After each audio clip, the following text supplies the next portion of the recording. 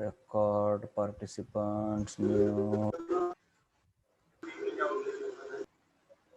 Charting आपली charting yes चलो अब आगे चलते हैं. नाईट ब्लाइंडेडनेस वगैरे हे झालंय आपलं. काय काय झालंय बेरी बेरी काय असतं वगैरे वगैरे हे बघायचंय का. तर आपण मागच्या वेळेस बघितलं होतं काय बघितलं होतं बाळांनो. व्हिटॅमिन अतिशय कमी प्रमाणात लागतात आपल्याला. Tablet of mouth ulcer Becosules Becosules Becosules. Mark तुम्हाला येतील काही दिवस लागतील कारण निकाल लागलाय बाळांनो आता. त्याच्यामुळे निकालामध्ये थोडंसं आम्हाला बिझी राहावं लागतं जरा निकालामध्ये. त्याच्यामुळे थोडा वेळ लागू शकतो ह्या वेळेस. त्यामुळे थोडं समजून घ्या. नीटचा निकाल लागलेला असल्यामुळे थोडं परेशानी आहे. सो विटामिन्स कमी प्रमाणात. हा नीटचा निकाल आता तुम्हाला बॅनर वगैरे टाकतो मी ग्रुपवरती. सर्व बॅनर्स वगैरे. अहमदपूरमध्ये टॉपर आहे बघा 523 वर करण आपला करण कागणे. आणि परभणी मधला टॉपर आहे 615. बाकी मग डिटेल्स टाकून देतो तुम्हाला ग्रुपवरती. चलो आगे चलते हैं. अभी इन्फ्लेमेशन आणि पुन्हा हा तर आपण काय बघितलं होतं की वेगवेगळे विटामिन आहेत कमी प्रमाणात लागतात पण अतिशय गरजेचे असतात. अतिशय गरजेचे असतात. अरे हो रे आपल्याच ट्युशनचा सांगतो मी. 6523 करण कागणे आपल्याच म्हणजे माझा तो चुलत भाऊच आहे. नाईट ब्लाइंडनेस म्हणजे रात आंधळीपणा. तर बघा इन्फ्लेमेशन सॉरी आपलं काय विटामिन कमी प्रमाणात लागतात पण लागतातच. बी आणि सी हे दोघं वॉटर सोल्युबल आहेत. ADEK फॅट सोल्युबल आहेत. ओके हे सर्व आपण बघितलेलं आहे. पुढे चलूया. बिनकामाचा वेळ घालण्यात अर्थ नाही. आता जिथं कन्सेप्च्युअल पार्ट होता तिथं खूप वेळ घातलाय. हे काय पाठ करू नका. आता प्रत्येक रोगाविषयी छोटी छोटी छोटी छोटी छोटी छोटी छोटी छोटी माहिती. छोटी छोटी माहिती जास्त नाही. छोटी छोटी माहिती. छोटी छोटी माहिती कामापुरती माहिती एक्स्ट्रा आहे. Night blindness. नाईट ब्लाइंडनेस मध्ये काय होतंय I cannot adjust to reduce light. म्हणजे कमी लाईट असेल तर आपल्याला पाहता येत नाही. कमी लाईट असेल तर आपल्याला पाहता येत नाही. बाळा सध्याचे क्लासेस युट्यूबवर मी टाकत नाहीये कारण सध्या फीससाठी अडवणं सुरू आहे. तर व्हिटॅमिन ए च्या कमतरतेमुळे नाईट ब्लाइंडेडनेस होतोय. जास्त प्रकाश असेल तर पाहता येतंय. कमी प्रकाशामध्ये आपल्याला पाहता येत नाही. रिकेट्स. रिकेट्स म्हणजे स्केलेटल डिसऑर्डर आहे. त्याच्यामध्ये काय होतंय असं एक पोट्टा आहे. त्याची ही बॉडी आहे. त्याचे हे हात आणि त्याचे पाय असे नसतात सरळ. थोडेसे पाय कसे असतात वाकडे असे गुडघ्याला गुडघे लागतात त्याचे. त्याला रिकेट्स असं म्हणतात. स्केलेटल डिसऑर्डर आहे. व्हिटॅमिन डी च्या कमतरतेमुळे होते. आणि bones are prone to fracture. Prone म्हणजे कळतंय का. प्रोन असणे एखाद्या गोष्टीला प्रोन असणे म्हणजे तशी होण्याची शक्यता असते. म्हणजे फ्रॅक्चर होण्याची जास्त शक्यता असते. उघडं अन्न open food is prone to infection. उघड्या अन्नावरती इन्फेक्शन होऊ शकते. प्रोन टू कळलं का रे. वाक्यात उपयोग कसा केला मी शब्दाचा. Prone to. If something is prone to म्हणजे तसं होण्याची शक्यता आहे. मग ह्यांचे हाडं ठिसूळ असतात आणि फ्रॅक्चर होऊ शकतात. Berry berry. बेरी बेरीमुळे काय होते लॉस ऑफ ॲपेटाईट. भूक लागत नाही. ॲपेटाईट म्हणजे भूक. विकनेस म्हणजे माहिती आहे आता तुम्हाला काय ते. विकनेस म्हणजे काय म्हणावं रे बाबा. अशक्तपणा. Pain in limbs. हातापायांमध्ये त्रास व्हायला सुरू होतो. Shortness of breath. आपला जो श्वास आहे तो शॉर्ट होतो. आपला सहसा श्वास कसा असतो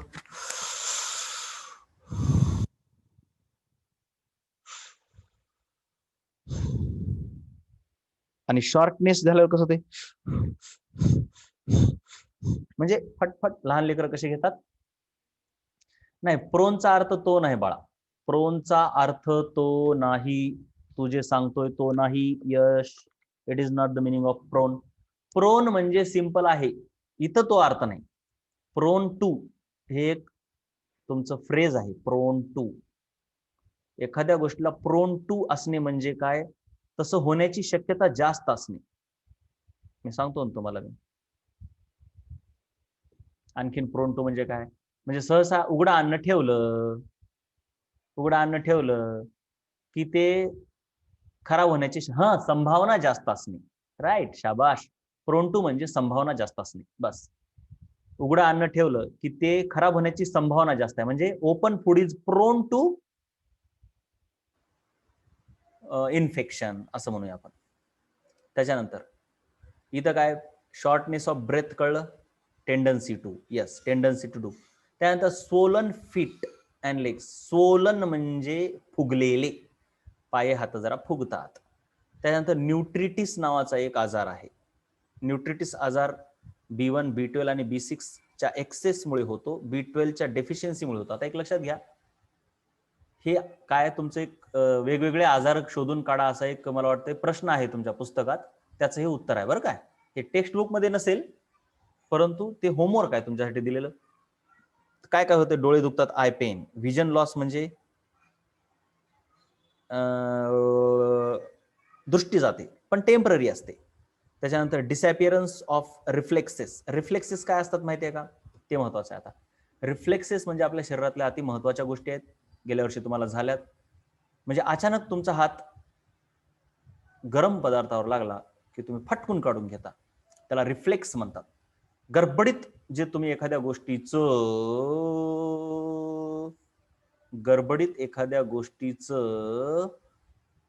गोष्टीला रिस्पॉन्स देणे, त्याला रिफ्लेक्स असं म्हणतात. Reflex action. अचानक डोळ्याच्या पुढे मच्छर आला, डोळे कसे बंद होतात अचानक, त्याला रिफ्लेक्स म्हणतात. हे रिफ्लेक्सेस न्यूट्रिटिसमुळे होत नाहीत. आपल्या शरीरासाठी रिफ्लेक्सेस खूप गरजेचे आहेत. त्याच्यानंतर वीकनेस माहितीच आहे, नंबनेस. चला, नंबनेसचा मराठीतून अर्थ कोण सांगते मला, काहीतरी छान शब्द सांगा मला. नंबनेस.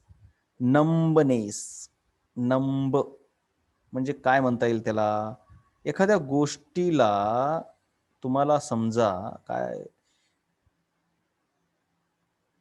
नंबनेस काय म्हणता येईल बाबा,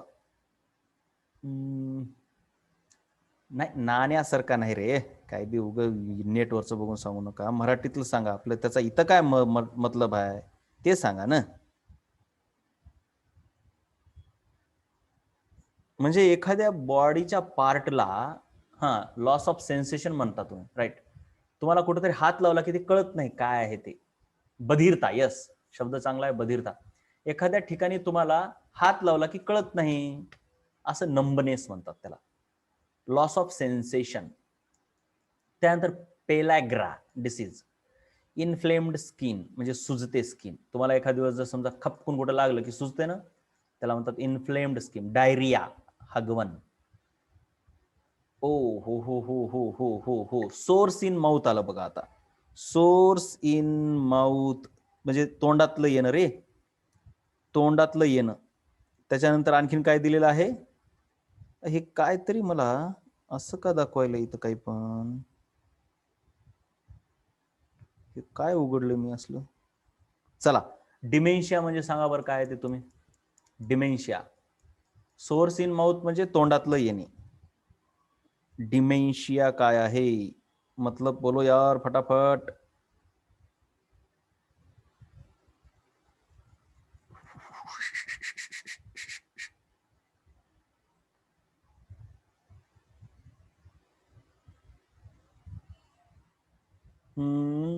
काय सांगा, मॅड. डिमेन्शिया म्हणजे पागलपणाचाच एक प्रकार आहे. चलो, आणखीन काय अर्थ सांगता तुम्ही, बघूया अर्थ. कुठे गेलं रे, अनेमिया. अनेमियामुळे काय काय होते आपल्याला, अनेमिया. डिमेन्शिया म्हणजे वेळ लागणे. त्यानंतर फटीग. फटीग म्हणजे पेटके येणे, हातपाय दुखतात फटीग मध्ये. शॉर्टनेस ऑफ ब्रेथ सांगितलं काय असते ते, श्वास कमी होतो, फटफट. स्किन पॅलर म्हणजे स्किनचा कलर लाईटन होत जातो. नंतर लाईट हेडेडनेस. हे शब्द महत्वाचा आहे. डोकं हलकं पडल्यासारखं कधी कधी होतंय का रे तुम्हाला, बघा बरं. काहीतरी असं अचानकच म्हणजे डोकंच नसल्यासारखं वाटतंय वर. लाईट हेडेडनेस, डोकं जड पडतंय आणि डोकं हलकं पण पडतंय. कळलं असेल तर यस म्हणा बरं, नाहीतर मला सांगावं लागेल काहीतरी.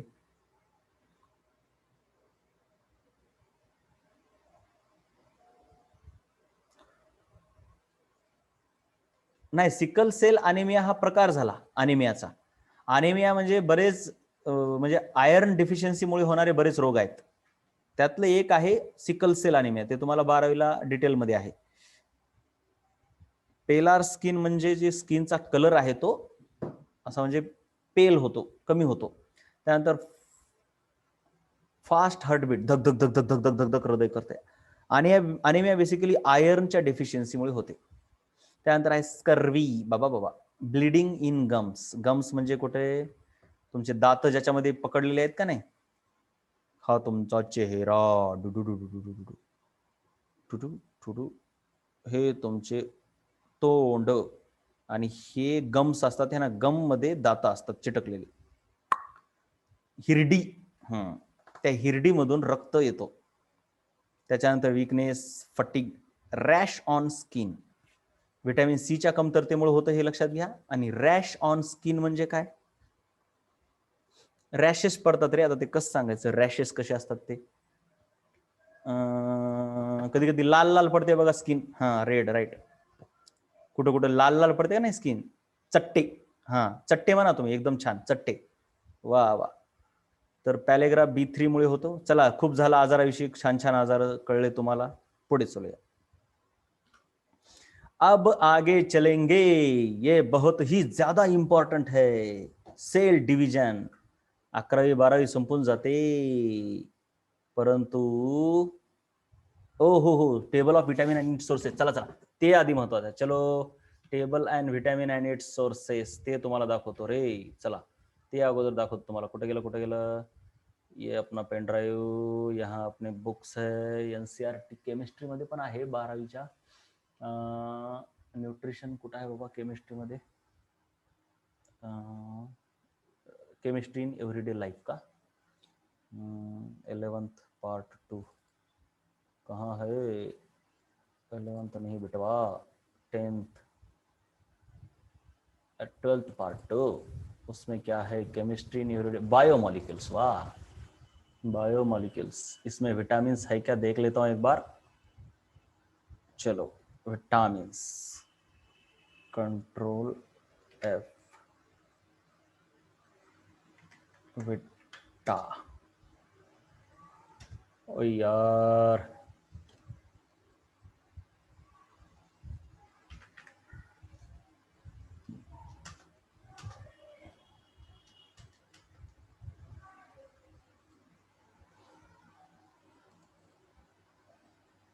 थांबा जरा, हँग व्हायला कम्प्युटर. एवढं जास्त विटामिन इथं असणार. हे बघा, आहा हा हा हा, घ्या.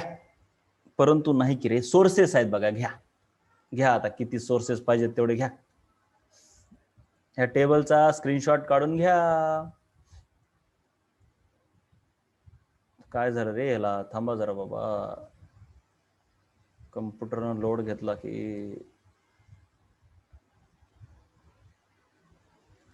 हा, तर मी हे पण घेतोय तुम्हाला, हे कामाचं आहे. चला, विटॅमिन आणि त्यांचे सोर्सेस, ठीक है ना? कहाँ है यार? यहाँ पे डालना होगा. किधर डाले? इधर डालेंगे. कौन सा पेज है ये? पेज वा 12 ये कर देंगे इसको. Pen drive 10th class life processes 12th A, Ctrl+C+V.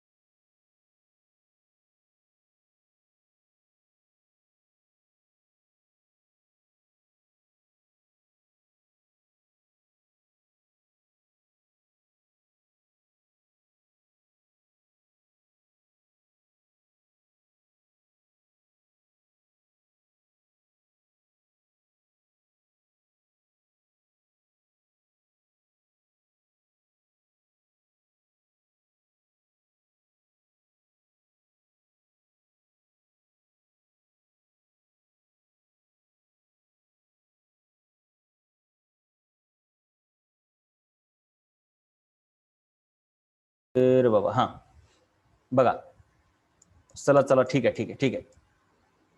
तर माणसाच्या शरीरामध्ये म्हणजेच ह्युमनच्या, बरं काय, माणूस म्हणण्यापेक्षा ह्युमन हे का नाही, ह्युमन बॉडीमध्ये एकूण 46 क्रोमोझोम आहेत.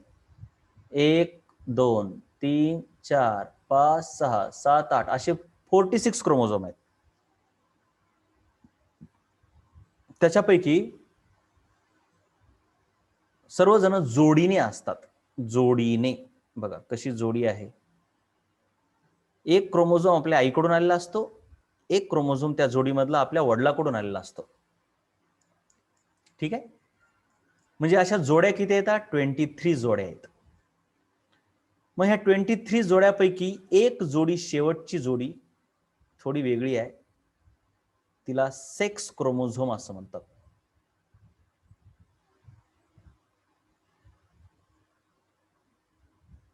सेक्स क्रोमोझोमची जोडी. बाकीच्या 22 जोड्या त्यांना ॲलोझोम्स असं म्हणतात. एक शब्द जो तुमच्या पुस्तकात नसेल पण माहित असू द्या, चांगला शब्द आहे. सेक्स क्रोमोझोमला सोडून जे आहे त्याला ॲलोझोम्स असं म्हणतात. सो आपल्या शरीरामध्ये 22 ॲलोझोम्सच्या जोड्या प्लस एक सेक्स क्रोमोझोमची जोडी आहे. त्यांना सेक्स क्रोमोझोम का म्हणतात? कारण का तर त्याच्यावरून सेक्स,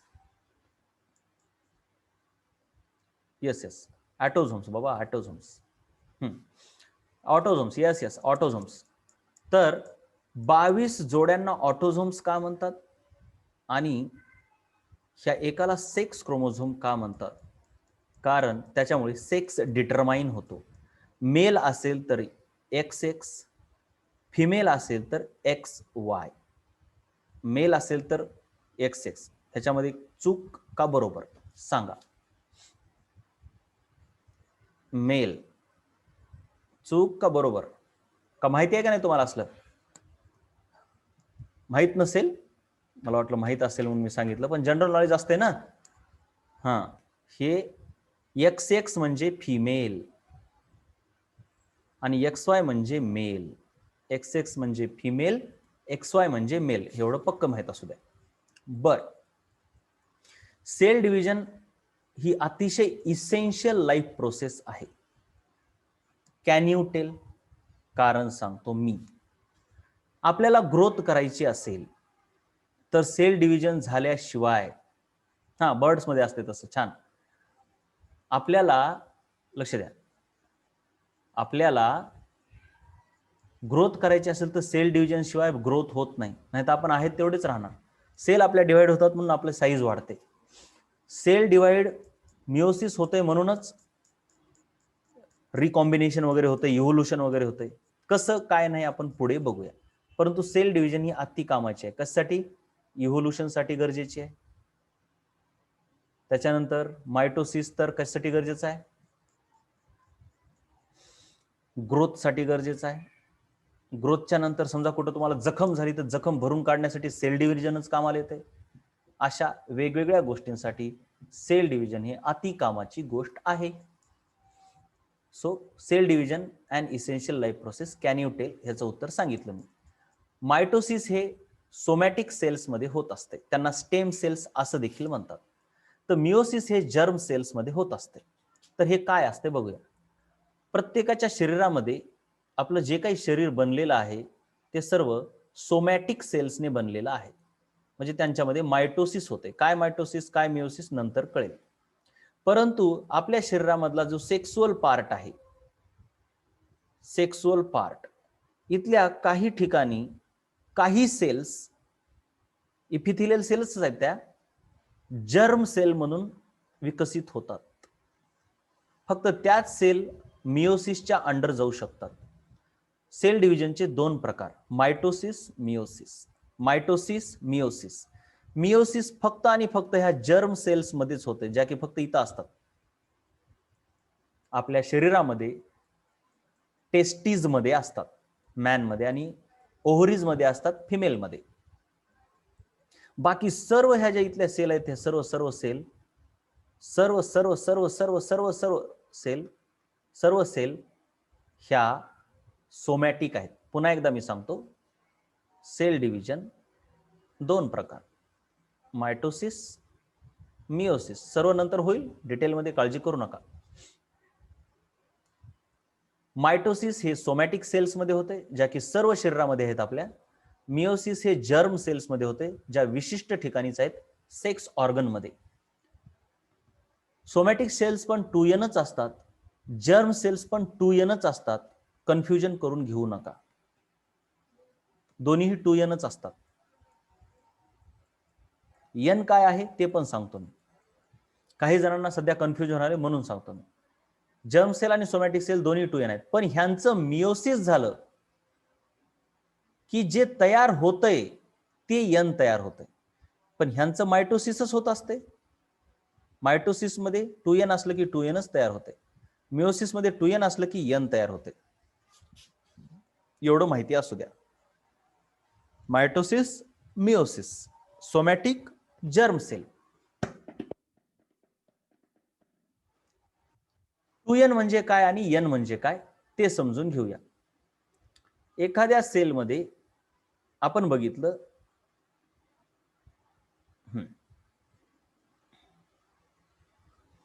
इथं बघूया आता.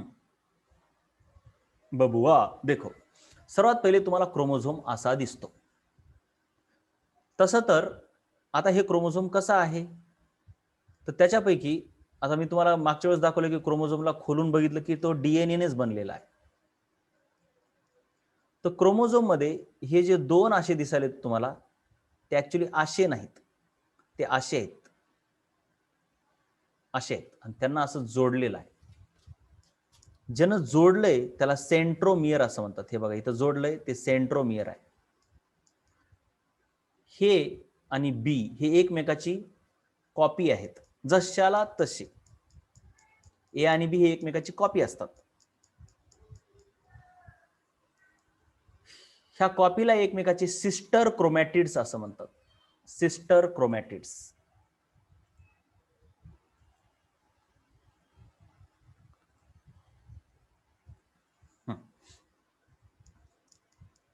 हे झाले दोघं सिस्टर क्रोमॅटिड्स. त्याच्यानंतर ह्या वरचा जो आर्म आहे बघा, क्रोमोझोम इथून असा आहे बरं का. म्हणजे हे ऍक्च्युली तुम्हाला सांगू काय, खरं तर असं असतंय, क्रोमोझोम फक्त असाच असतो किंवा असाच असतो. सेल डिव्हिजन करताना ह्याची एक कॉपी तयार होते, जशाला तशी अशी कॉपी, आणि मग त्यांना असं सेंट्रोमेअरनं जोडलेलं असते. सुरुवातीला एकटाच असतो, त्याची एक कॉपी होते, त्या दोघांना सिस्टर क्रोमॅटिड म्हणतात. आणि हे आईचा आणि हा वडिलाचा असं नाहीये बरं का, मी सांगतो ते डिटेल, काळजी करू नका. म्हणजे तुम्हाला काही ठिकाणी नुसतं असाही काढलेला दिसेल क्रोमोझोम, तर टेन्शन घेऊ नका. तर खरं तर हा एक क्रोमोझोम इथून असा आहे, म्हणजे एक कॉपी अशी आहे आणि दुसरी कॉपी हे बघा अशी आहे. ना की कन्सेप्ट आहे बेटा अशी, ना की अशी. अशी नाही, अशी नाही, अशी, आणि ह्याची कॉपी अशी. कॉपी आहेत, एक्झॅक्ट कॉपी आहेत हे दोघं. कॉपीला सिस्टर क्रोमॅटिड्स असं म्हणतात. ह्याच्यामध्ये एक आर्म आहे, ह्याला आर्म म्हणतात. आर्म म्हणजे हात, आणि हे दुसरा हात आहे. एक आर्म छोटा असतो त्याला पी आर्म म्हणतात, दुसरा आर्म मोठा असतो त्याला क्यू आर्म म्हणतात. क्रोमोझोम कशानेच नाही तर डीएनएच्याच कॉइलिंगनं बनलेलं असते. असं डीएनए त्याच्यामध्ये पॅक करून बसवलेला असतो. गॅमेट्स हेप्लॉइड असतात. सांगतो गॅमेट्स पण काय आहेत नंतर सांगतो. ऍक्च्युली बेटा बघा, सेल डिव्हिजनचे दोन प्रकार बघितले ना आपण, मायटोसिस, मियोसिस. मायटोसिस कुठं होतंय, जर्म सेल, सॉरी सोमॅटिक मध्ये. मियोसिस कुठं होतंय, जर्म सेल मध्ये. सोमॅटिक मध्ये मायटोसिस झालं की 2Nच्या 2Nच राहतात, सोमॅटिक पासून सोमॅटिकच सुरू होतात. पण जर्म सेल मध्ये मियोसिस होतंय आणि ते 2Nचे N होतात, आणि हे N झालेल्या लोकांना गॅमेट्स म्हणतात. मग लक्षात घ्या, गॅमेट्स आणि जर्म सेल मध्ये फरक आहे. ओय बाळांनो, गॅमेट्स आणि जर्म सेल मध्ये फरक आहे रे. चला हे तर लिहून घेऊया की हे चांगलं दिसायला, तुम्हाला जरा कन्फ्युजन होऊ शकते. चलो चलो बेटवा, इसको लिख लेंगे रे हम तो.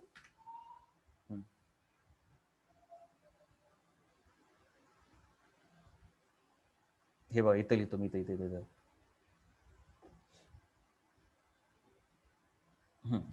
कसं लिहितो बघा, सेल डिव्हिजन, सेल डिव्हिजनचे दोन प्रकार. ठीक आहे, मायटोसिस जे की सोमॅटिक सेलमध्ये होते किंवा स्टेम सेल्समध्ये, मियोसिस जर्म सेलमध्ये होते. जर्म सेलचं मियोसिस झालं की गॅमेट्स तयार होतात, आणि सोमॅटिक सेलचं मायटोसिस झालं की सोमॅटिक सेल्स तयार होतात. सोमॅटिक सेल्स 2n असतात.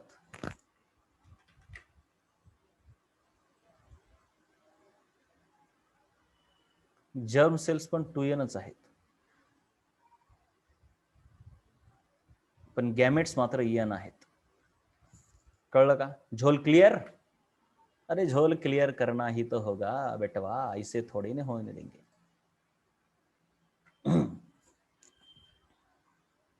चलो फिर उसके बाद और क्या बताना है आपको. चलो आता हे महत्वाचं आहे, नाही रिजॉइन नाही करायचं. तर हेप्लॉइड सेल्स हे बघा असे असतात, एकटाच क्रोमोझोम, जोडीदार नाही. इथं बघा हे जोडीदार आहे, हे जोडीदार झाले, हे जोडीदार झाले. मग हे एकाला एक जोडीदार असला की त्याला डिप्लॉइड असं म्हणतात. अरे ह्या दोघांना जोडीदार म्हणत नाहीत रे बाबा, हे जोडीदार नाहीत, हे फादर आणि मदरचे नाहीत, ते एकूण एकाचीच कॉपी आहेत, जुळे भाऊ आहेत म्हणा किती. पण फादर आणि मदर कडून आलेला, हा फादर कडून आलाय, हा मदर कडून आलाय. जर एकदाच असे तिघ असले सारखे तिघ एकत्र की त्याला ट्रिप्लॉइड असं म्हणतात. Haploid, diploid, triploid. आता कन्फ्युजन इथं आणखीन एक दूर करायचं, जे की सतत होतंय.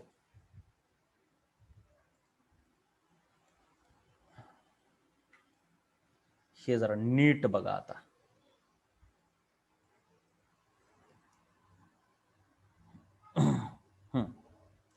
ही जोडी बघा नीट. त्याच्यामध्ये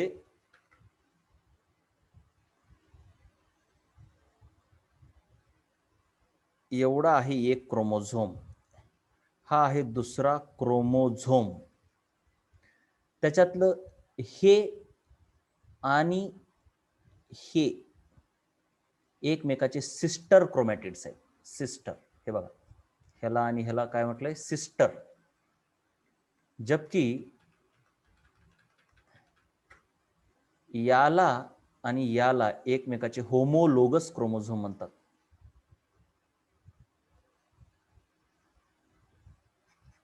होमोलोगस क्रोमोझोम म्हणतात, होमोलोगस क्रोमोझोम. बघा बरं, जरा नीट लक्ष द्या. आता मी पुन्हा एकदा थोडा आरामात सांगतो, काळजी करू नका. आरामात कसं असतंय, बेसिकली होमोलोगस सिस्टरचं जरा कन्फ्युजन नाही झालं पाहिजे. एकदम आरामात बाळांनो, आरामात, एकदम आरामात.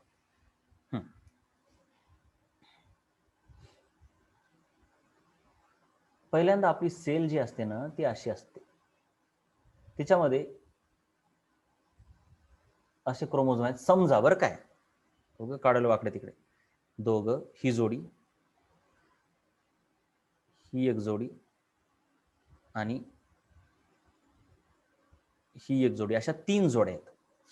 ह्या प्रत्येक जोडीमध्ये एक जण असतो फादरचा, एक जण असते मदरचा. आपल्या प्रत्येक सेलमध्ये अशा असतात जोड्या, फादर मदर. आणि ह्या दोघांना एकमेकाचे होमोलोगस क्रोमोझोम म्हणतात, होमोलोगस क्रोमोझोम्स. आणि आणि आणि त्याचं विशेषता काय, होमोलोगस क्रोमोझोम हे एकमेकाला असे सेंट्रोमियरनं जोडलेले नसतात. No, not at all. ह्याचा इथं सेंट्रोमियर, ह्याचा इथं सेंट्रोमियर. पण सेल डिव्हिजन होताना, म्हणजे सेल डिव्हिजन होण्याच्या जस्ट अगोदर काय होतंय, नीट लक्ष द्या. आता ही महत्वाची घटना आहे. म्हणजे आपल्याला जे क्रोमोझोम दिसतो ना असा, तो केव्हा दिसतो? तो सेल डिव्हिजन होताना काय होतंय, कारण का आता ह्याचे 2 भाग होणार आहेत ना, मग 2 भाग होण्यासाठी प्रत्येक जण स्वतःला रिप्लिकेट करतो. ह्याची एक कॉपी तयार होते. कशी तयार होते बघा, ह्याची अशी, उगा मी सोपं जाण्यासाठी म्हणून असं आकार काढलोय, अशी आणि ही बघा अशी. तशीच ह्या पण क्रोमोझोमची एक कॉपी तयार होते, अशी अशी. तसेच हे दोघं पण आपली आपली एक कॉपी तयार करतात.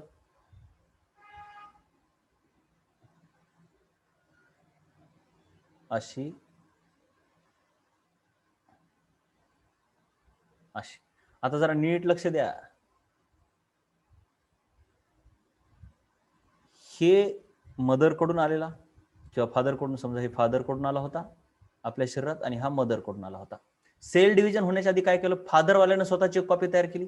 मग हे फादर कडून चाललाय आणि हे पण फादर कडून चाललाय, म्हणजे फादर कडून आलेलीची एक कॉपी आहे. मग ह्याला एफ म्हणूया आणि ह्याला एफ डॅश म्हणूया. तसंच हे मदर कडून आला म्हणून एम, आणि ह्याला म्हणूया मदर कडून चाललाय हे एम डॅश. मग हे जे फादर कडून आलेले दोघं आहेत ना एकमेकाची कॉपी, त्यांना सिस्टर क्रोमॅटिड म्हणतात. सिस्टर म्हणजे हे दोघं झाले एकमेकाची सिस्टर. आणि जी जोडी होती का नाही, ही जोडी, ती जोडी हे बघा आता अशी आहे, ही ही. आता ह्यांना म्हणायचं होमोलोगस. इथं पण ह्यांना होमोलोगसच म्हणतात, फक्त त्यांचं आता डिव्हिजन झालंय, हे आहे आता होमोलोगस. तशी ही आता ही दुसरी जोडी, आणि ही खाली असलेली तिसरी जोडी, ती पण काय करते, तसंच स्वतःच कॉप्या तयार करते. सेल डिव्हिजन होण्यासाठी कॉप्या तयार कराव्या लागतात, कारण 2 सेल तयार होतात, एकाला एक दुसऱ्याला दुसरी द्यावं लागते. मग तिचं पण काय होते, असं काहीतरी असं. ही झाली तिसरी जोडी. कळलं का रे? होमोलोगस क्रोमोझोम कोणते आणि सिस्टर क्रोमोझोम कोणते, सांगा एकदा, yes or no? Homologous chromosomes आणि सिस्टर क्रोमोझोम्स कळले का? क्लिअरच असते, दणकाच असला पाहिजे, चूक नाहीच. चूक होऊ शकते एखाद दिवस शिकवताना, तसं काही नाही, पण क्लिअर म्हणजे क्लिअर. क्लिअर म्हणजे क्लिअर करायचं. कन्सेप्च्युअल आहे हे चॅप्टर, असा कन्सेप्च्युअल आहे की जेनेटिक्स पूर्ण ह्याच्यावर आधारलेला आहे. पुढचं टोटल इतकं कळलं की विषय संपला. हेप्लॉइड, डिप्लॉइड, प्रत्येक गोष्ट कळली पाहिजे. हे जे एक्स आहे ते कुठून आलं कळलं का? हे असं जे दिसतंय ते, हा, तुम्ही ह्याला जोडी म्हणू नका, हे दोघं एकमेकाचे होमोलोगस आहेत, पण हे जोडीत म्हणजे ह्यांच्या कॉप्या तयार होतात. बघा ही अशी जोडी आहे ना, सध्या ही जोडी नाही, ही दुसरी जोडी आहे, ही तिसरी जोडी आहे, ही कॉप्या तयार करते. म्हणजे ह्यानं ह्याची कॉपी तयार करते अशी, ह्यानं ह्याची कॉपी तयार करते अशी, ह्यानं ह्याची कॉपी तयार करते अशी, ह्यानं ह्याची तयार करते कॉपी. पण जोडी जशाला तशीच आहे अजून, फक्त आधी जोडीमध्ये 2 धागे होते, आता 4 धागे झाले. अरे हे कळलं का रे? जोडीमध्ये अगोदर ह्या जोडीमध्ये 2 धागे होते, आता कॉपी तयार झाली की 4 धागे झाले, धागे 4 झाले बस. पुन्हा हेप्लॉइड, डिप्लॉइड कळलं का? होमोलोगस क्रोमोझोम कधी कधी दोघच असतात, त्याला डिप्लॉइड म्हणतात. कधी कधी एकत्र तिघं असतात, त्याला ट्रिप्लॉइड म्हणतात. कधी कधी एकटाच असतो, त्याला हेप्लॉइड असं म्हणायचं. मीटिंग रिजॉईन करायची नाही, बाकीचं आता उद्या बघूया आपण, ठीक आहे? हे लिहून घ्या फक्त, मीटिंग रिजॉईन करायची गरज नाही. बाय बाय, वेळ आपला संपलेला आहे. उद्या मी पूर्ण रिव्हिजन पण करतो काय काय झालंय ते. ओके. अरे कुठे गेलं रे? चलो गुड बाय.